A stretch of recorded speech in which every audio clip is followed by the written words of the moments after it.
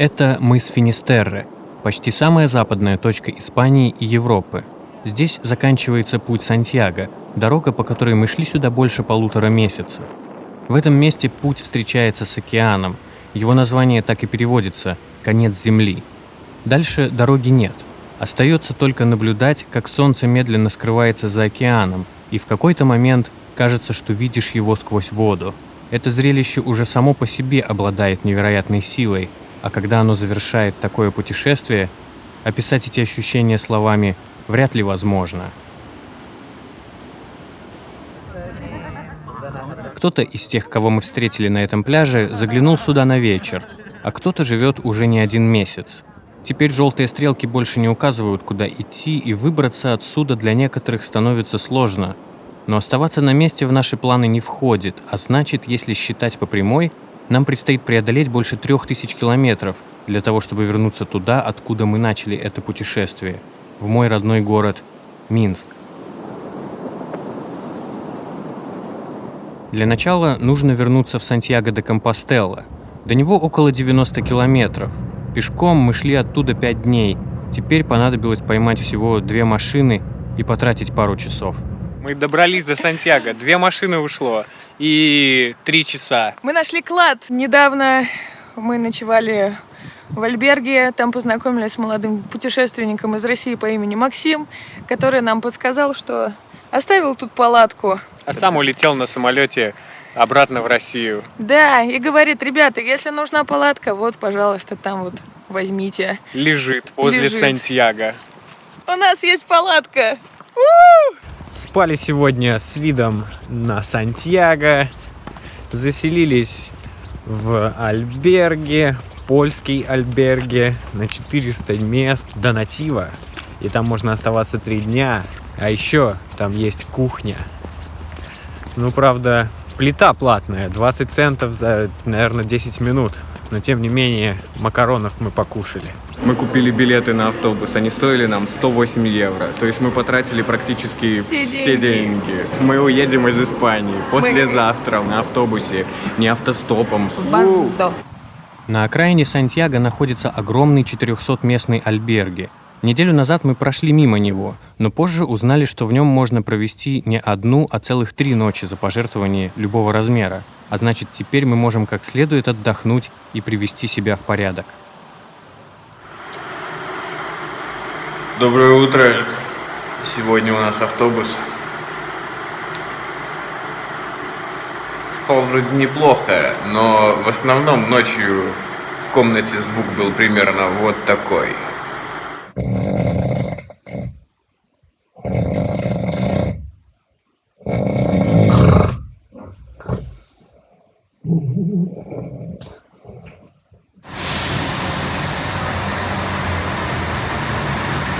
Вот он, первый из 2 наших автобусов, который довезет нас до Бордо.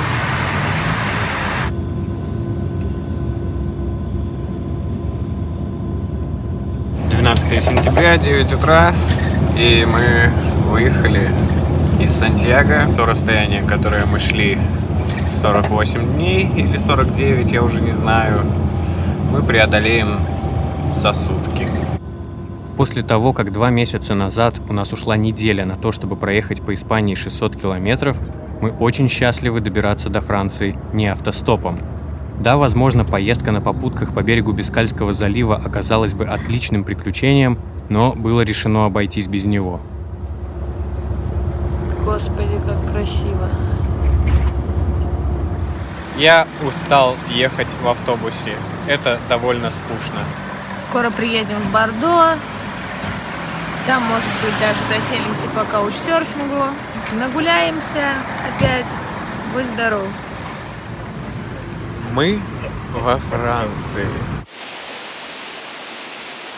Ну, это прям вот что-то абсолютно новенькое. Мы прибыли рано утром, разумеется, не выспавшиеся, и хотелось немножко отдохнуть, но, в принципе, были готовы двигаться дальше. Все располагало. Но нам пришел отклик. Некий Рекс готов нас в себя принять. Прочитали отзывы. Якобы Рекс весь из себя такой гостеприимный, душевный человек. остаемся у Рекса. Приехали туда, где он живет. Пришли туда, где он живет 8 пешком. 8 километров прошли. до его кемпинга. Нагуляемся опять. Будь здоров. Пришли к нему домой, он тихонечко приоткрыл дверку, вот так вот высунулся, посмотрел, закрыл. И запер всё. на все замки. Будем сейчас искать место, где поставить палатку. Слава богу, есть палатка. Чувствую себя сегодня просто отвратительно. Какой-то, заколдованный день. Я не знаю. Я надеюсь, что на этот день придется вся боль нашего возвращения, и что больше ничего хренового с нами не случится, жопы нам больше не будут попадаться, и самочувствие наше будет в порядке. Доброй ночи. Сегодня спали в лесу. Классно. Наш завтрак в Бордо. Огромная банка фасоли за 80 центов и французский багет за 45. И да, конечно же, персонаж с каучсерфинга жил в противоположном от нужного нам конце города. Мы едем зайцем. Надеюсь, удачно. Блин. Бордо не оставляет нам другого выбора просто. Ездить зайцем совсем не хотелось, но и сил идти пешком не было. В такие моменты сложно чувствовать себя свободно, так что в основном мы как могли старались их избегать. Проехали через весь Бордо, и я думаю, сейчас мы станем в правильную точку и наконец-то застопим себе куда-нибудь машину, выберемся уже наконец отсюда. Да, хотя бы выбраться сегодня план. Не выбрались. Зато совсем рядом удалось отлично спрятать палатку. Один из главных вопросов в момент выхода на дорогу – что написать на табличке. Мы сделали несколько и меняли их, если стояли на одном месте слишком долго. Но я все равно так до конца и не понял, как это работает. Французские Бургер Кинги отстой. Тут нельзя взять и самому набрать себе напиточка. Пока мы выбирались на автобусе из Испании, с нами связался друг и написал, что его друг готов организовать нам прием в Роттердаме. Так что сейчас мы направляемся именно туда. Мы нормально так сегодня проехали. Вообще Продвинулись французский- сегодня километров на 300-350. Французский автостоп и правда неплох. То есть я бы не сказала, что очень быстро останавливаются. Ну, последние 2 раза прям мы Но- стояли по 15 минут примерно. Да, пожалуй, здесь где-нибудь и поспим, а завтра двинем дальше. Будем всячески избегать Парижа, потому что нам в Париж не надо. Потому что заедем в Париж и все. Потом из него еще выбираться неделю. Будем двигаться вдоль воды. Пока так. Пока так. Все хорошо. Хороший день. Та-дам! Продолжаем с того же места, где закончили вчера. Это очень дебильная история о том, как мы, купившись на классную тачку, вкусняшки, приятную компанию, хорошую музыку, взяли да поехали в Лиман, вместо того, чтобы по плану ехать в Рен. Охуенно прокатились только что. Километров 300, наверное, у нас провез. Да. Мы доехали до Лимана. И в итоге застряли на заправке на 3,5 часа. Купил нам кофе, купил нам бутербродов. Накормил чипсами, Чипсами накормил. накурил. Накурил. Опять мы стоим 3 часа. Не могли ничего абсолютно поймать. Надоело. Хотели выбраться в Руан, не вышло. В итоге нас подобрал мужчина и говорит: поехали обратно в Рен, ребята. Сложно это. Тяжело. Надоедает. Ну, короче, мы в Рене. Высадили нас. С противоположной стороны города, от которой нам нужно. Да, конечно, ведь как иначе. И нам нужно 8,5 километров теперь идти до места нашего следующего автостопа. Пока так. В итоге за этот день мы проехали 400 километров, но продвинулись при этом всего на 100. Доброе утро. Проснулись, значит, мы сегодня в парке, прямо в городе. Прошли 7 километров через город. И что? И продолжаем стопить. Вот так вот. Короче, надоело все. Мы стояли сколько? Часа 3 стояли там, стопили. Поняли, что ни хрена не получится. И подумали... Горит сарай, гори и хата. Давай спустим все деньги на еду и бухло. Купили нут, наш любимый нут, багет. Французский багет. Самое дешевое вино. Испанское. В ближайшие дни, короче, мы будем есть вот это. Наша шоколадная паста никогда не подводила. Деньги отстой. Да. Еда круто. Мы движемся. Мы все-таки движемся. Мы начали стопить в 11 утра. Время 5. Мы проехали 20 километров. и безумно счастливы. И безумно счастливы. Мы находимся возле города Кан. Нас подобрали британцы. Они по молодости тоже стопили немало. Мы с ними замечательно побеседовали. Эта пара ехала сегодня мимо по тому же самому маршруту, по которому ехали мы. Просто чуть-чуть позже. Но все лишний раз намекает на то, что все складывается именно так, как нужно. И тебе просто надо дождаться свою машину. Мы только что потратили бабки. Все деньги, и они нам вручили 20 евро. Ну, держите, все в порядке.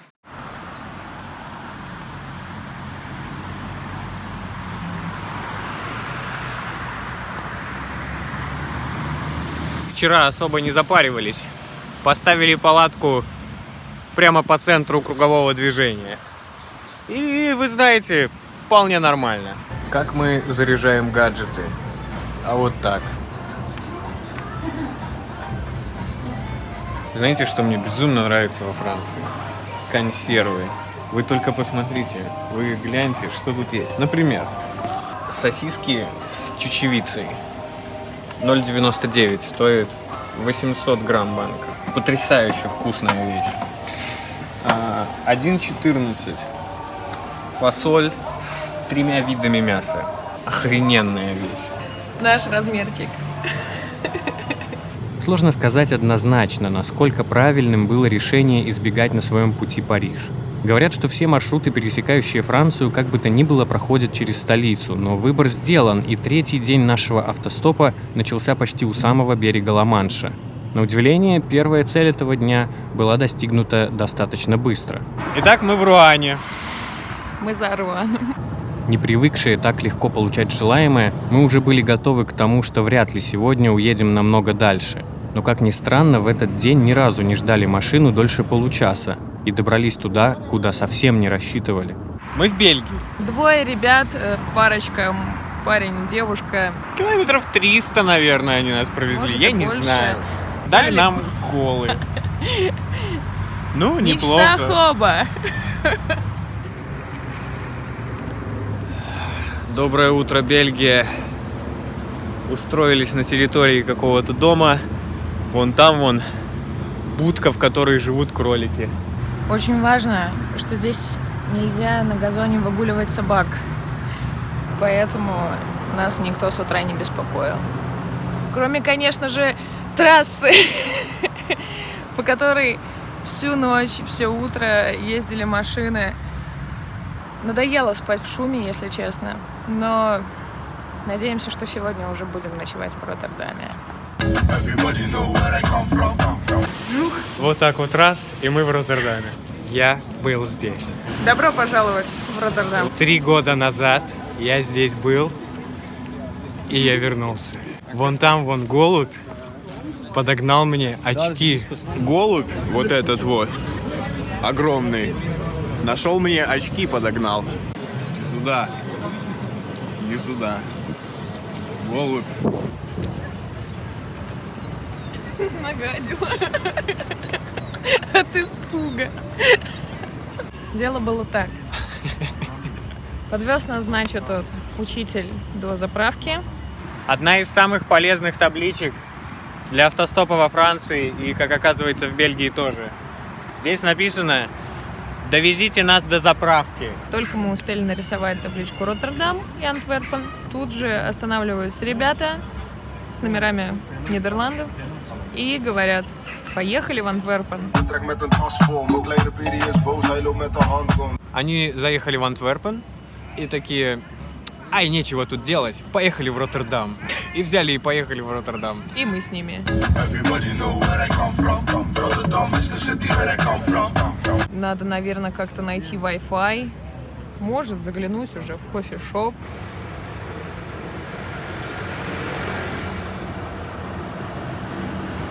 Мы не могли этого не сделать. Мы сперли немножечко селедки. Да, сейчас будем пробовать нидерландскую селедку.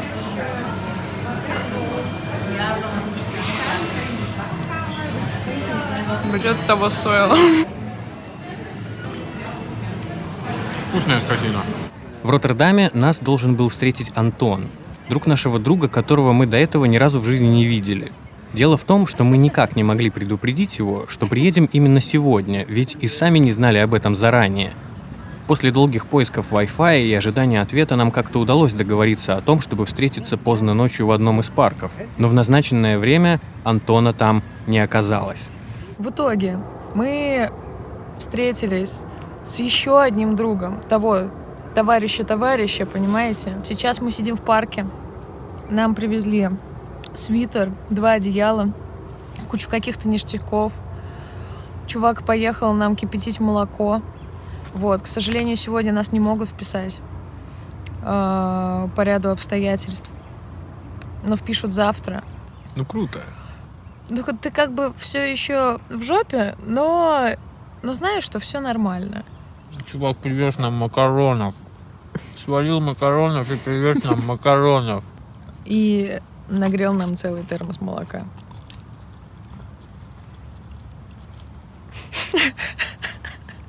Этим все сказано. Сам Антон приехал немного позже и остался ночевать в палатке недалеко от нас. Вот в таком вот чудесном месте в Роттердаме мы сегодня спали. Доброе утро. День было решено посвятить стиральным и гигиеническим процедурам. Для этого Антон провел нас в довольно неожиданное место, а именно в лагерь для беженцев. Еще недавно он сам здесь жил, но пока что, как и мы, возит свой дом с собой. Доброе утро. Вот такой вот у нас дом сегодня был. Вон там еще один дом.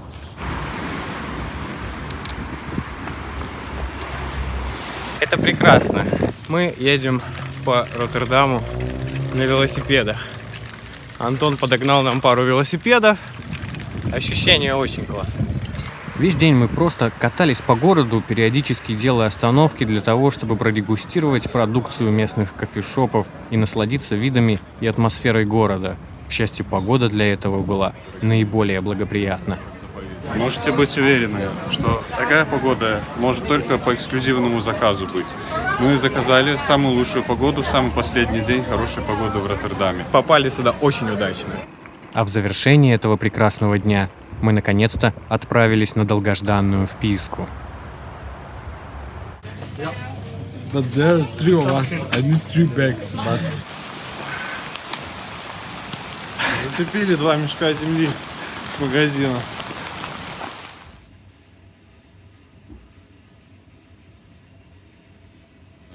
Я не знаю, какой уже день мы находимся в Роттердаме, я сбился со счета, но сегодня понедельник, 23 сентября, и мы попытаемся отсюда уехать. Это было круто. Дальше прямо. До Минска остается 1800 километров. Очень не хочется уезжать, но через неделю закончатся визы, так что теперь вперед на восток. Это невероятно. Мы не успели достать табличку с названием города, куда нам нужно. И нас подобрал мужик как раз в том направлении, куда нам было нужно. Провез сюда почти 100 километров. Надеюсь, здесь что-нибудь поймаем сейчас. Доброе утро. Сегодня спали у железной дороги. Перелезли через запор вокруг заправки и спали у железной дороги.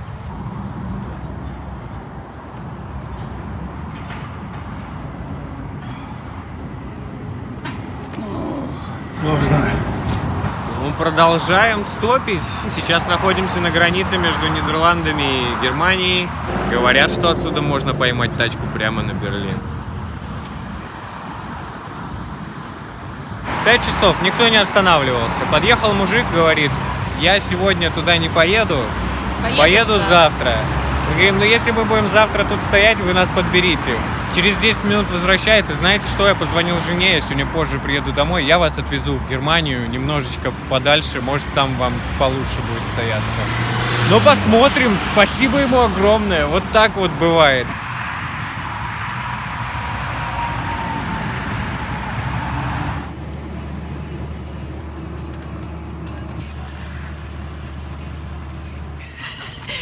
На самом деле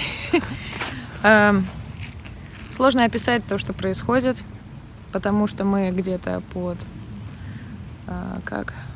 Мы возле Берлина, возле города Потсдам. Мы приехали сюда с румынским дальнобойщиком, у которого Наташа вчера стрельнула сигарету. Подхожу, значит, говорю, можно сигарету? Он такой, о, у вас табличка Берлин, я туда завтра поеду. Мы такие, ну, круто. Говорит, а вообще я в Польшу еду. Такие, еще круче. Поехали сразу в Польшу. Если что, можете прямо в грузовике поспать. На матрасах. Он вез матрасы. Он вез матрасы, мы поспали на офигенных матрасах. Сам он поехал здесь, на съемную квартиру. Так как европейские дальнобойщики могут двигаться только 9 часов в день, мы были вынуждены остановиться здесь. И сейчас дожидаемся 3 часов ночи, когда он вернется вновь к нам, и мы поедем в Польшу. Но он оставил свой замечательный прицеп, в котором говорит, можете отдыхать, спать. Главное, тихонько. Für Klausner Getranke Vertriebsgesellschaft. Vertriebsgesellschaft. Самое дешевое немецкое пиво стоило 40 центов. 8 центов еще типа стеклянная бутылка стоит, и ее как бы можно сдать. Тут такая типа сельская местность. Пригород. Все так нас разглядывают, как будто вообще людей никогда не видели. А что это вы тут сидите? Что это вы тут пьете? Как будто в Беларусь вернулся. Итак, Наташа сдает бутылки.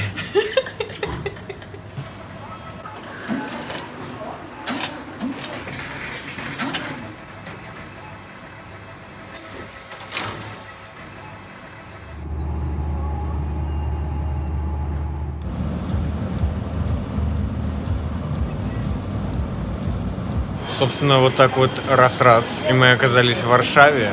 Нас довез таки этот румынский дальнобойщик до Польши, где-то под Познанью высадил нас на заправке. И мы видим, а там стоят девчонки. Стоят девчонки с табличкой «Варшава».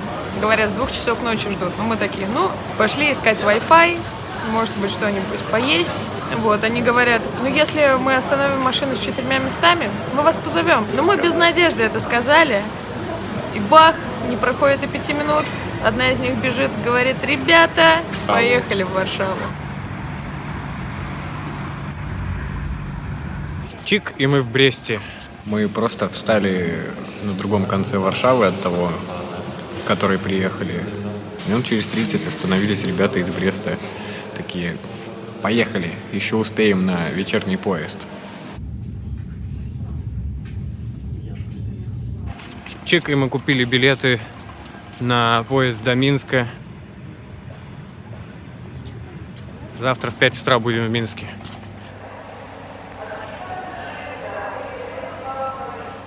Три месяца в пути, 4000 километров автостопом, 1000 километров пешком, Испания, Франция, Бельгия, Нидерланды, Германия, Польша. Где-то мы провели всего ночь, где-то несколько дней, а где-то больше 2 месяцев. И вот мы вернулись туда, откуда начали. Ненадолго. Еще впереди 2020 год, и жизнь изменится так, как никто в то время и не мог себе представить. Мы уедем из Беларуси, и через какое-то время каждый пойдет дальше сам. Но это уже совсем другая история. А пока Ну вот мы и дома. Время 5 утра, 27 сентября. Ух, да, с ума сойти, просто с ума сойти. Я пока не могу найти, наверное, подходящих слов. Собственно, Спасибо за внимание. Всем Всем пока пока и и до до свидания.